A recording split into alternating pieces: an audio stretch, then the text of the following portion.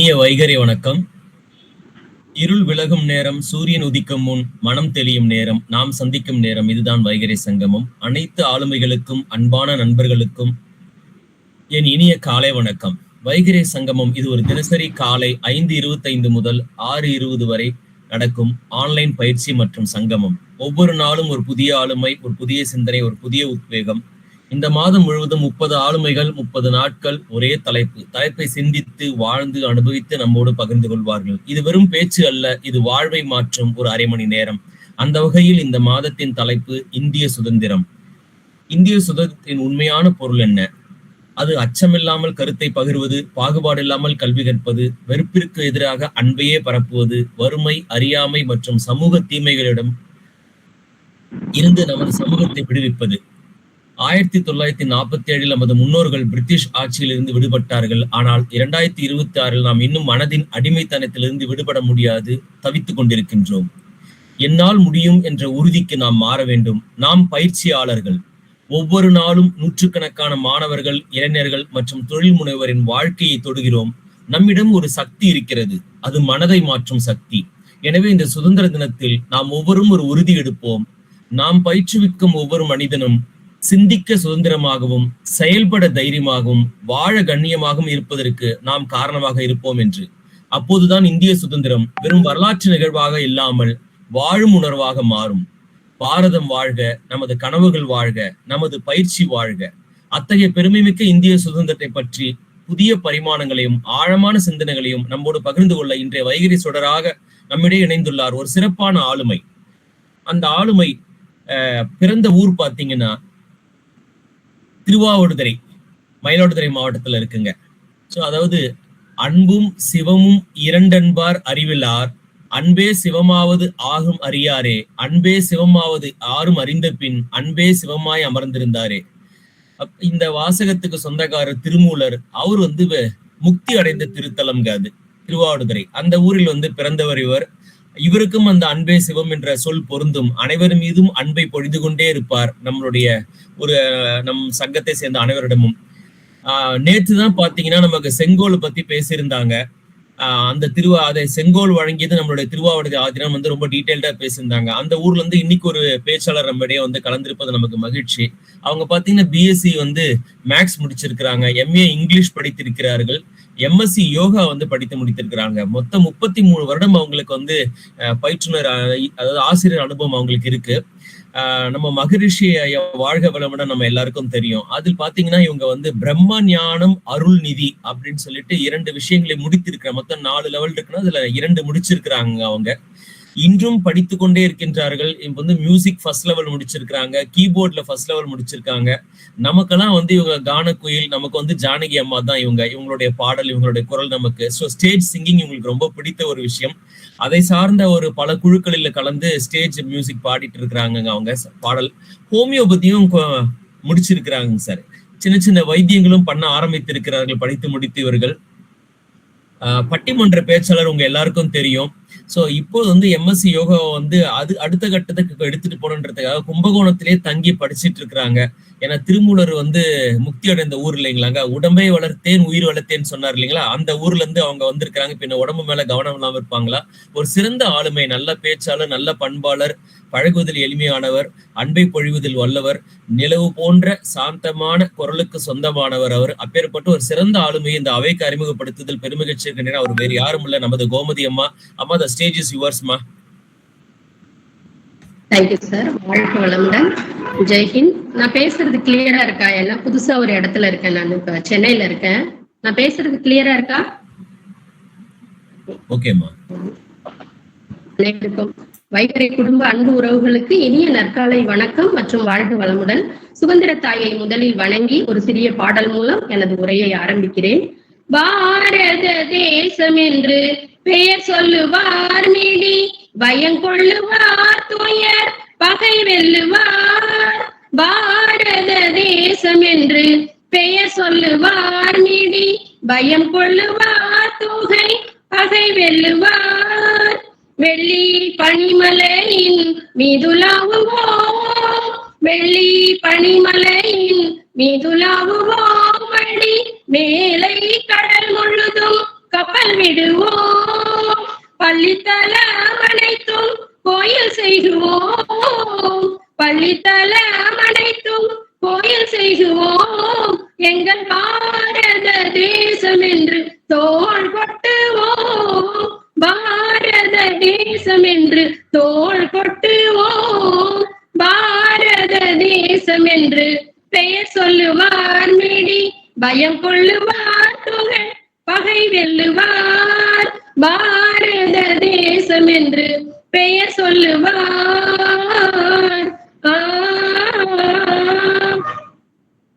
வைகரை குடும்ப அன்பு உறவுகளுக்கு இனிய நற்காலை வணக்கம் மற்றும் வாழ்க வளமுடன். சுதந்திர காற்றை சுவாசிக்கும் இந்த இனிய நாள் ஆகஸ்ட் 15 சுதந்திர தின திருநாளில் அனைவருக்கும் பெருமிதமும் நாட்டுப்பற்றும் கலந்த சுதந்திர தின நல்வாழ்த்துக்களை கூறுவதில் இருமாப்படைக்கிறேன். தலை நிமிர்ந்து நிற்கும் இந்தியனாய், குறிப்பாக தமிழனாய் பிறப்பதற்கு என்னதான் செய்தோமோ என்றுதான் நாம் இன்று இந்த பொன்னாளில் நினைக்கிறோம். ஏன் அப்படி என்ன இந்த தமிழ்நாட்டுக்கு சிறப்பு? தமிழ்நாடு என்பது ஒரு மாநிலம் அல்ல, இது 2000 ஆண்டு தொடர் நாகரிகம். எத்தனையோ அரசர்கள் தமிழ்நாட்டை ஆண்டு மறைந்தாலும் அழியாமல் வாழக்கூடிய ஒரு மொழி தமிழ் மொழியை தாய்மொழியாக நாம் கொண்டுள்ளோம். கல்லில் கணிதத்தையும் கோபுரத்தில் அறிவியலையும் கோயிலில் வானியலையும் எழுதி வைத்தவன் தமிழ்நாட்டின் சொந்தக்காரன் தமிழன். கடல் கடந்து வாணிகம் செய்து உலகிற்கே பொருளாதாரம் கற்றுக் கொடுத்தவன் தமிழன். யாதும் ஊரே யாவரும் கேளீர் என்ற மனித நேயத்தின் முதல் விதையை விதைத்தவன் தமிழன். பெண்ணை தெய்வமாக வணங்கி கோவில் கட்டிய ஒரு கலாச்சாரம் தமிழன் கலாச்சாரம். உணவை பசிக்காக அல்ல மருந்தாக பார்த்த அறிவியல் தமிழனுடையது. 5 அறிவு ஜீவனுக்காக நம் கலாச்சார வீரத்தை பறைசாற்ற ஒட்டுமொத்த தமிழின இளைஞர்களும் தெருவில் இறங்கிய வரலாறு ஜல்லிக்கட்டுக்காக மட்டுமே. பழமையை சற்றே விடுத்து புதியன நுழைதலும் நவீன தொழில்நுட்பத்தில் இந்தியாவையே வழிகாட்டும் நாடு நம் தமிழ்நாடு. தமிழால் தலை நிமிர்ந்து தரணி எங்கும் தமிழ் பாடி தலை நிமிர்ந்து நிற்கிறான் தமிழன். எப்படி? தமிழன் என்று சொல்லடா, தலை நிமிர்ந்து நில்லடா, தரணியை நீ வெல்லடா. தமிழன் என்று சொல்லடா, தலை நிமிர்ந்து நில்லடா, தரணியை நீ வெல்லடா. நரம்புகள் அனைத்திலும் மரம் என்னும் ஊரம்தான், உலகத்தின் முதல் நிறம் தமிழ் நிறம்தான். 7 கோடி முகம் ஆனால் ஒரே ஒரு பெயர் தான், அது வெறும் பெயர் இல்லை எங்கள் உயிர்தான். 1000 ஆண்டின் முன்னே சித்தர் சொன்னதெல்லாம் இன்றுதான் நாசா சொல்லுமே. நிலவை முத்தமிட்டு விண்கலத்தில் ஏறி தமிழோ இன்று விண்ணை தாண்டி செல்லுமே. 7 கோடி இதயத்தின் ஒரே துடிப்பு, எங்கள் விழிகளில் எரிவது ஒரே நெருப்பு. உலகினில் ஒளி தர அதை பரப்பு, இங்கு தமிழனாய் பிறப்பது தனிச்சிறப்பு. தமிழன் என்று சொல்லடா, தலை நிமிர்ந்து நில்லடா, தரணியை நீ வெல்லடா. இப்படிதான் தமிழன் இன்னைக்கு தலை நிமிர்ந்து இருக்கான் இல்லையா? இன்றைய நாளில் நாம் பெற்ற இந்த சுதந்திரத்தை கொண்டாடி மகிழ்ந்து கொண்டிருக்கிறோம், மகிழப் போகிறோம். சுதந்திரம் என்றால் நாம் எத்தகைய கருத்துக்களை சிந்திக்கிறோம்? அவங்களுக்கு ஒரு கருத்து வரும் இல்லைங்களா? சுதந்திரம் என்பது கொடியேற்றி இனிப்பு சாப்பிடும் ஒரு நிகழ்வு அல்ல, அது ஒவ்வொரு நாளும் நாம் வாழும் முறை. சுதந்திரம் என்றால் யாரும் என்னை தடுக்க முடியாது என்பது அல்ல, நான் யாரையும் தடுக்காமல் வாழ்வது. 200 ஆண்டுகளுக்கு மேலே நாம் முடங்கி கிடந்த அடிமைத்தனத்திற்கு பிறகு லட்சம் உயிர்களின் தியாகத்தால் கிடைக்க பெற்ற விலை மதிப்பற்ற சுவாசம் இது. உடலுக்கு போடப்பட்ட சங்கிலி உடைந்து மனமும் ஆடுவோமே பள்ளு பாடுவோமே என பாடி ஜீவனை ஆனந்தப்படுத்திய ஒரு சக்தி அது. உண்மையான சுதந்திரம் என்பது உரிமைகளை கேட்பது மட்டுமல்ல, நல்லா நம்ம புரிஞ்சுக்கணும், கடமைகளை சரியாக செய்வது.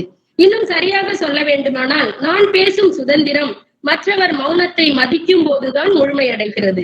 எல்லையில் ஒரு வீரன் தன் தூக்கத்தை வாழ்க்கையை தியாகம் செய்வதால் தான் நாம் சுதந்திரமாக உறங்குகிறோம், சந்தோஷமாக இயங்குகிறோம் இல்லையா? பசி இல்லாமல் பயம் இல்லாமல் தலை நிமிர்ந்து வாழும் தன்மானமே உண்மையான சுதந்திரம். ஆகவே சுதந்திரம் என்றால் வெறும் வார்த்தை இல்லை, அது ஒரு பொறுப்பு. நான் தெருவில் கை வீசி நடப்பது சுதந்திரம் தான், ஆனால் நம் வீசும் கை அடுத்தவர் மூக்கை தொட்டோ தட்டியோ செல்வதில்லை. அதை நாம் நன்றாக புரிந்து கொள்ள வேண்டும். அதுதான் சுதந்திரம் இல்லையா? அப்படி என்றால் எது சுதந்திரம் என்று ஒரே குழப்பமாக இருக்கிறது அல்லவா? இன்று எனது பேச்சின் தலைப்பு அதுதான், எது சுதந்திரம். சரிங்களா? பலர் புரிந்து கொண்டிருப்பதே, யாரும் என்னை கட்டுப்படுத்த தேவையில்லை, நான் என் மனதிற்கு சரி எனப்படுவதை செய்வேன், இதுதான் சுதந்திரம் அப்படின்னு நினைச்சிட்டு இருக்கோம். அது சுதந்திரம் ஆகாது. உண்மையான சுதந்திரம் என்பது என் உரிமையை அனுபவித்து மற்றவர் உரிமையை மதிப்பதாகும். இந்த ஒரு சில உதாரணங்களில் எது சுதந்திரம் எது சுதந்திரம் என்று தவறான புரிதல் என்பதை பார்ப்போமா? எண்ணம் சொல் செயல்தான் நம் தனித்துவத்தை செதுக்குகிறது. எண்ணத்தில் சுதந்திரம். அது என்ன எண்ணத்தில் சுதந்திரம்? நம் அருட்தந்தை வேதாத்திரி மகரிஷி அவர்கள் கூறுவார்கள், நாம் ஒரு நல்லது அல்லாத காரியத்தை செய்தால்தான் பாவப்பதிவு என்பதல்ல, ஒரு நல்லது அல்லாத காரியத்தை மனதில் நினைத்தாலே பிரபஞ்சம் அதை திருப்பி கொடுக்கும் போது அது பாவ பதிவாக நம் கருமையத்தில் பதிந்துவிடும். எனவே நல்லவற்றை சிந்திக்க எண்ணம் ஆராய்தல் என்ற ஒரு பெரிய தலைப்பையே கொடுத்திருக்கிறார் மகரிஷி ஐயா. அதில் அவரவர் வாழ்வின் சிற்பி அவரவர் எண்ணங்களே என்பார் நம் ஆசான். ஒரு எண்ணம் தனக்கோ பிறருக்கோ தற்காலத்திலோ பிற்காலத்திலோ மனதிற்கோ உடல் உணர்ச்சிக்கோ ஊறு விளைவிக்காமல் இருக்க வேண்டும் என்பார் ஆசான் மகரிஷி. எனவே என்ன வேண்டுமானாலும் நம் மனதில் சிந்திக்கலாம் என நினைக்காமல் நல்ல நேர்மறையான எண்ணங்களை மனதில் நினைத்து அதன்படி சொல்லும் செயலும் அமைவதுதான் உண்மையான சிந்தனை சுதந்திரம். கெடுவான் கேளில் நிற்பான் என்பார் நம் முன்னோர். சுதந்திரமான சிந்தனை என்பது நேர்மறையாக மனித குலத்தை மேம்படுத்தவும் தன்னையும் தன்னை சுற்றி உள்ளவர்களை அமைதியாகவும் இன்பமாகவும் வைத்திருக்கும் எண்ணமே ஆகும். பாரதியின் சிந்தனை அப்படித்தானே இருந்தது. அது எண்ணத்தின் சுதந்திரம். அடுத்ததாக சொல்லில் சுதந்திரம். ஒரு குழந்தை வன்முறை நிறைந்த சொற்களை சொல்கிறது என்றால், இப்ப நம்மளை சுத்தி பார்க்கும்போது சில குழந்தைங்க அதுக்கு அர்த்தமே தெரியாம கூட சில தேவையில்லாத வார்த்தைகளை பேசுது. அது கெட்ட குழந்தை இல்லை, பெற்றோர் கூறிய பயன்படுத்திய சொற்களை கேட்ட குழந்தை. திருவள்ளுவர் கூட கனி இருப்ப காய் கவர்ந்தது என்று ஏன் கூறுகிறார்? கனி போன்ற இனிமையான சொற்கள் இருக்க காய் போன்ற கடுமையான சொற்களை தவிருங்கள் என்றுதானே கூறுகிறார். எனக்கு எல்லா விதமான சுதந்திரமும் இருக்கிறது, நான் எதையும் சுதந்திரமாக பேசலாம் என்பது சரியான கருத்து அல்ல. ஒரு சொல் வெல்லும், ஒரு சொல் கொல்லும். நம் வார்த்தையை மற்றவர்கள் துயரை அதிகப்படுத்துவதாக இருக்கக்கூடாது. பழைய இயக்குனர் திலகம் KT சார் படத்துல ஒரு காட்சி வரும். அவருதான் டைரக்டோரியல் டச் கொடுப்பதுல பெரிய ஜாம்பவான். ஒரு ஆபீஸ் ரூம்ல டெல்லி கணேஷ் மற்றவர்களிடம் அமர்ந்து பேசிக்கொண்டு தேவையில்லாத சொற்களை மற்றவர்களை தாக்கி பேசிக் கொண்டிருப்பார். பக்கத்தில் உள்ள ஒரு தொட்டியில் உள்ள செடியில் உள்ள பூ இலை யாவும் கொஞ்சம் கொஞ்சமாக வாடி வதங்கி கருகி நிற்கும். செடியே அப்படி என்றால் மூப்பக்குழையும் மனுச்சம் போன்ற மனிதர்களை சொற்களால் தாக்கினால் அது மாறாத வடுவைத்தானே கொடுக்கும். ஆயுதத்தை விட கூர்மையானது பேனாவும் பேச்சும் தான். அவராக பேசுவது, வன்முறையை தூண்டக்கூடிய வகையில் பேசுவது, நாட்டின் இறையாண்மைக்கு எதிராக பேசுவது, சமூக வலைதளங்களில் ட்ரோல் பண்ணுவதில், ரீல் போடுவதில், அதாவது ஒருவரை ஒருவர் எப்படி தாக்கிக் கொள்கிறார்கள் என்பது நமக்கு நன்கு தெரிந்த வேதனைக்குரிய விஷயம். இதுவா பேச்சு சுதந்திரம்? கண்டிப்பாக இல்லவே இல்லை. தவறை திருத்தும் கண்ணாடியாக, ஜனநாயகத்தின் உயிர் நாடியாக விளங்குவது சுதந்திரத்தை சரியாக கையாளும் பேச்சாகும். அது அறிவியலின் வளர்ச்சியை வெளிப்படுத்துவதாக இருக்க வேண்டும். புவிக்கு தாமரையாம் புலவர்க்கு வள்ளுவர், பாரதம் ஏறிய பாரதியார் போன்றோர்களின் எழுத்தை நீங்கள் கூர்ந்த சிந்தனையோடு உற்று நோக்கினால் எழுத்து சுதந்திரம் எப்படி பேச்சு சுதந்திரமும் எப்படி கைகோர்த்து இரண்டும் களிநடம் புரிகிறது என்று நமக்கு புரியும். சுதந்திரமாக பேசும் நாம் பொறுப்புடனும் பேச வேண்டும். நமது பேச்சு மற்றவர்களின் மனதை காயப்படுத்தாமல் இருந்தால்தான் அது உண்மையான பேச்சு சுதந்திரம். அதாவது நான் உன் கருத்தை ஏற்கவில்லை, ஆனால் அதை பேசும் உன் உரிமைக்கு மதிப்பு கொடுப்பேன் என்பதை பேச்சு சுதந்திரம். ஏனென்றால் மாற்றான் தோட்டத்து மல்லிகைக்கு மனம் உண்டு அல்லவா? அடுத்ததாக செயலில் சுதந்திரம் என்பது என்ன? பேச்சில் சுதந்திரம் இருந்து செயலில் அடிமையாக இருந்தால் அது வெறும் கோஷம்தான். அப்படி இருப்பவர்கள் வாய்ப்பந்தல் போடும் வாய்ச்சொல்லில் வீரராக இருப்பார்களே. சொல்லும் செயலும் ஒன்றாக இல்லாவிடில் அது கைதேர்ந்த நடிப்பு. உண்மையில் சொல்ல போனால் நாம் எடுக்கும் ஒவ்வொரு முடிவிலும் செய்யும் ஒவ்வொரு செயலிலும் தெரிய வேண்டும் நமது சுதந்திரம், செயல் சுதந்திரம்.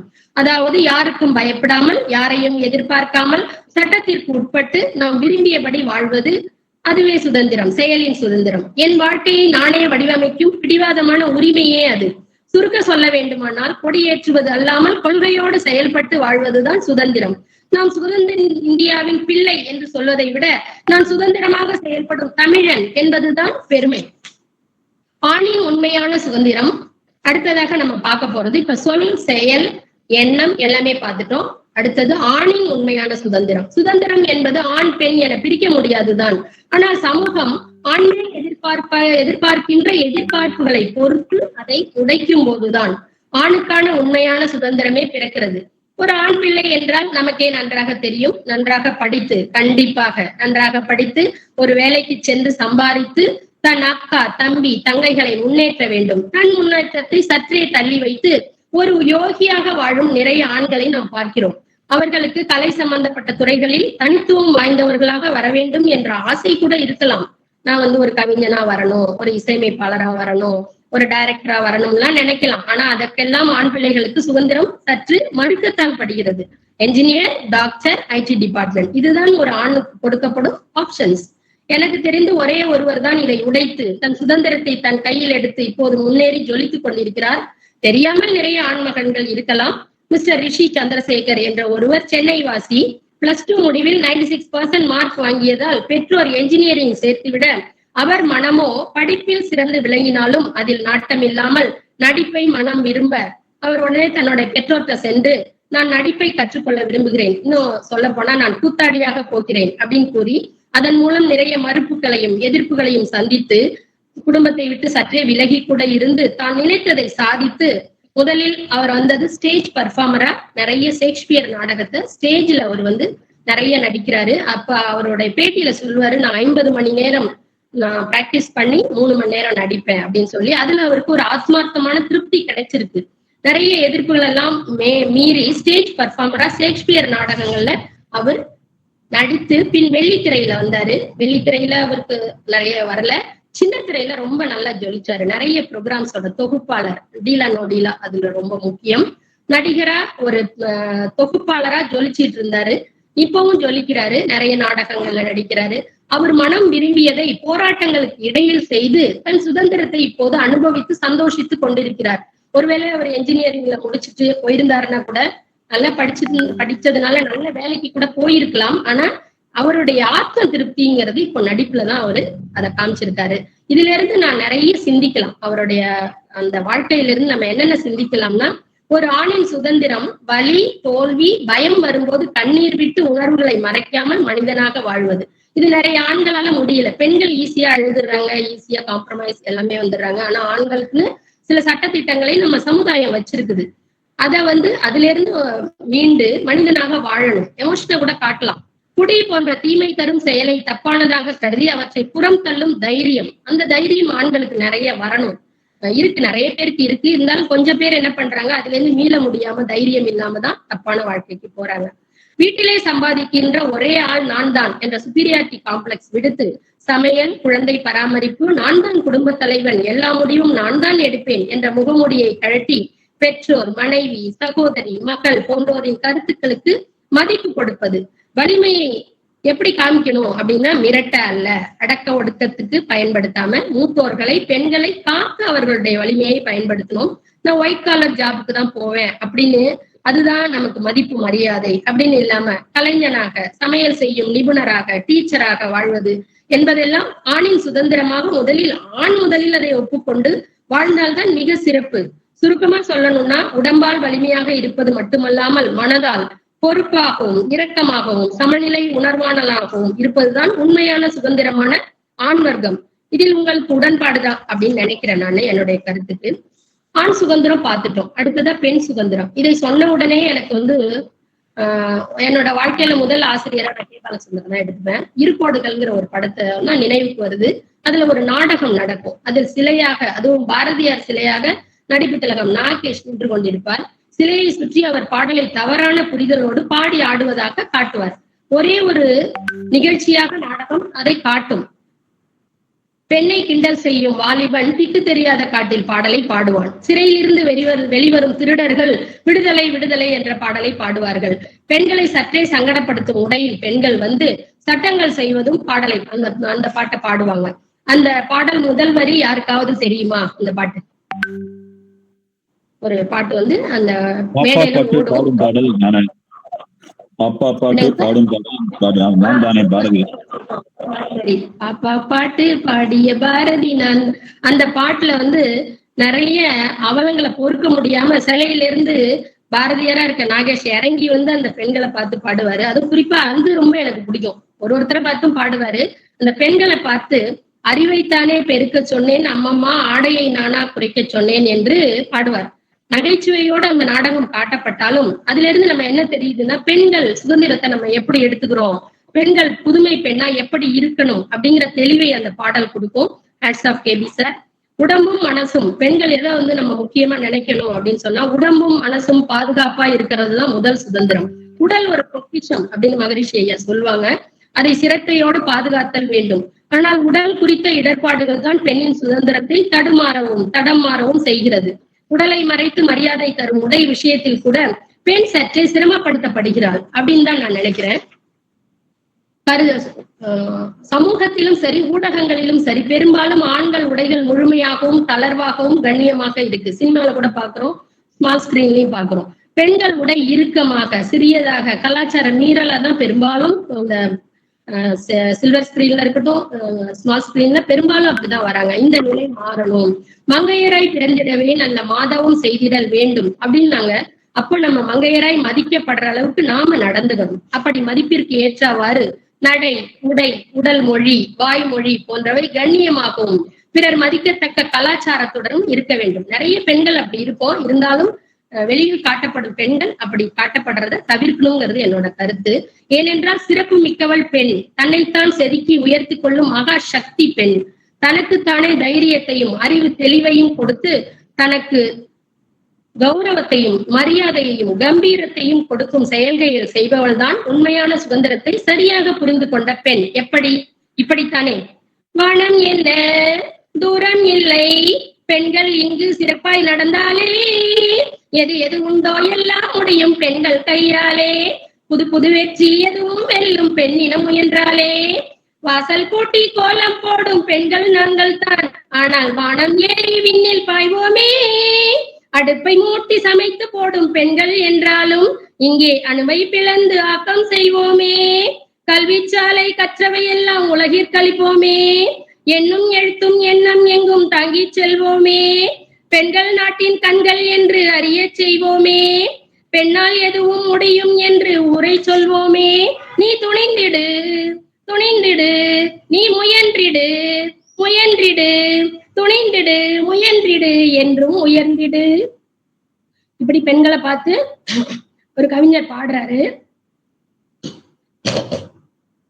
தன் வாழ்வின் முடிவை தானே எடுக்க தெரிந்து அதை செயல்படுத்துபவளாகவும் நம்பிக்கைகளை எடுத்து அறிவு சார்ந்த நம்பிக்கைகளை மனதில் உருவாக்கி மென்மையும் பெண்மையும் கலந்த அனுசரணை, இரக்கம், அன்பு, சகிப்புத்தன்மை, விட்டு கொடுத்தல், ஆணினத்தை மதித்தல் முதலிய அனைத்து குணங்களையும் கொண்டு பிறந்த வீட்டையும் புகுந்த வீட்டுக்கும் பெருமை காக்கும் பெண்ணே சுதந்திரம் எனும் வார்த்தையை சரியாக புரிந்து கொண்டவள். ஏன் இதை சொல்கிறேன் என்றால், எத்தனையோ ஆண் தேவதைகள் அப்பா எனும் ஹீரோவாக குடும்பத்தில் இருந்தாலும் அனைத்து பொறுப்புகளிலும், அதாவது உயிர் கொடுத்தலில் துவங்கி உணவு கொடுத்து வெளி உலகை அறிமுகம் செய்து வைத்து வீட்டில் டியூஷன் டீச்சராக இப்படி அனைத்திலும் மகா சக்தியாக தாய்மானவர்களை ஸ்கோர் செய்து ஓவர்டேக் பண்ணுவது பெண்கள் தானே. அந்த பொறுமையும் சகிப்புத்தன்மையும் இருக்க போய்த்தானே ஒரு உயிரை பெற்றெடுக்க முடிகிறது. இன்னும் பிராக்டிக்கலா சொல்லணும்னா எல்கேஜி டு 5th ஸ்டாண்டர்ட்ல பாத்தீங்கன்னா லேடி டீச்சர்ஸ் தான் அதிகமா இருப்பாங்க. அதுக்கு காரணம் என்ன அப்படின்னு பார்த்தோம்னா அந்த சகிப்புத்தன்மை, அதுதான் இல்லைங்களா. இன்னும் நம்ம செவிலியரா பெரும்பாலும் பெண்கள், நம்ம சிவகணி மேம் இருக்காங்க, அத மாதிரி செவிலியரா நிறைய பெண்கள் தான் உயர்ந்து நிற்கிறார்கள். 5 அறிவு மிருகத்துல கூட பாத்தீங்கன்னா தாய்ப்பாசம் தான் மிஞ்சி நிற்கிறது, அங்கு தகப்பன் பாசம் வருவதில்லை. அதே மாதிரி அந்த சமூகத்துல நமக்கு இல்வாழ்க்கையில நிறைய கஷ்டம் வந்தா ஆண் சன்னியாசம் போயிடுறாரு. ஆனா பெண்கள் சன்னியாசம் போவதில்லை. எல்லாத்தையும் சகிச்சுக்கிட்டு அவங்க மெய்வருத்தம் பாராது, கண் துஞ்சாது, எல்லாவ தீமையையும் மேற்கொள்ளாது, செவி அருமையும் பாராது, கருமமே கண்ணாக நினைத்து வாழும் பெண் தான் உண்மையான சுதந்திரத்தை உணர்ந்தவள். இப்போ உங்களுக்கு எல்லாருக்குமே புரிஞ்சிருக்கும் எது சுதந்திரம் அப்படின்னு சொல்லிக்கிட்டே போகலாம். 1ஆம் தேதி எப்படி பினான்சியல் ஸ்டேட்டஸ் வைத்திருக்கிறோமோ அது போல் 30ஆம் தேதியும் நம்மகிட்ட பினான்சியல் ஸ்டேட்டஸ் இருந்தா நாம எப்படி இருக்கோம்னா பொருளாதாரத்துல சுதந்திரமா இருக்கும். இது மாதிரி எக்ஸெட்ரா எக்ஸெட்ரா நிறைய சொல்லிட்டே போலாம். நான் காலம் கருதி இந்த கொஞ்சம் ஒரு 5 தான் எடுத்திருக்கேன். எது சுதந்திரம்னு 5 வகையா நம்ம எடுத்திருப்போம். அந்த நிறைய சுதந்திரத்தை பத்தி நம்ம பேசிக்கிட்டே போனோம் அப்படின்னு சொன்னா உங்களுடைய பொன்னான நேர மேலாண்மை சுதந்திரம் கருதி அதை பாதிச்சிடக்கூடாதுன்னு ஒரே ஒரு கருத்தை உங்கள் முன் வைத்து என் உரையை நிறை செய்கிறேன். எப்படியும் சிந்திக்கலாம், எப்படியும் பேசலாம், எப்படியும் செயல்படலாம். நான் ஆண், இப்படித்தான் என் மனம் போன போக்கில் வாழ்வேன். நான் பெண், என்னை யாரும் அடக்க முடியாது. நான் என் சுதந்திரத்தை என் கையில் எடுத்துப்பேன் அப்படின்னா சுதந்திரத்தை தவறாக புரிந்து கொள்ளுதலை விடுத்து நாம் ஒவ்வொருவரும் மேற்கூறிய விஷயங்களை சிந்தித்து சுதந்திரம் பற்றிய கருத்து மாற்றத்தை தொடங்குவோம். மகத்துவம் தானாக வரும். எப்படி? இந்த பாடல் போல வரும். மாறும் மாறும் மாறும் உனக்கான நேரம், மாறும் மாறும் உனக்கான நேரம், மோதும் தடைகள் யாவும் உன் காலில் தூளாய் வீழும், கதவை மூடும் உலகத்திற்கு சுவரை உடைத்து பதில் கொடு, வழியே இல்லை என்றாலும் வழியை செதுக்கி நடைபோடு. If you believe you will achieve. Through the fire you will never leave. Make up your mind and chase the light. Nothing is impossible when you choose to fight.